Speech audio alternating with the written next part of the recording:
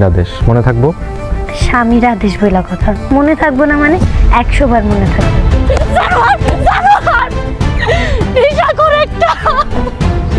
বিদেশি প্রযুক্তিতে প্লাস্টিক সার্জারির চিকিৎসা করার জন্য একটা ভালো জায়গা পাইছি। ওই বস্ত্রটা শুধু জ্ঞান দেয়, এটা করিস না, ওইটা করা যাইব না। উফ, জামাল জামাল আমার কথাটা শোন। হ্যালো, আসসালামু আলাইকুম বন্ধুরা। বছরত নাটকের 12 নম্বর পর্বটা আপনারা অলরেডি দেখে ফেলছেন এবং 13 নম্বর পর্বের জন্য আপনারা অনেকেই কমেন্ট করতেছেন। তো আজকের এই ভিডিওতে আপনাদের জানিয়ে দেব কি করলে 13 নম্বর পর্বটা সবার আগে জানতে পারবেন এবং সবার আগে দেখতে পারবেন। তাই আজকে ভিডিওটা একদমই কেউ স্কিপ করেন না, স্কিপ করলে জানতে পারবেন না 13 নম্বর পর্ব সবার আগে কি করলে দেখতে পারবেন।